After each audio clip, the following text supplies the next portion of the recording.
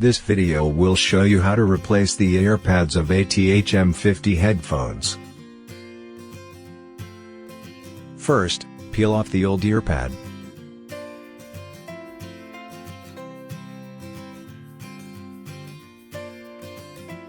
Second, insert the new earpad's rubber lip into the groove.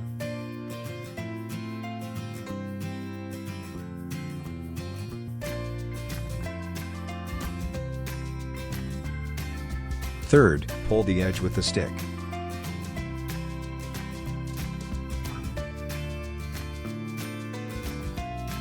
Fourth, twist the earpad until the best fit.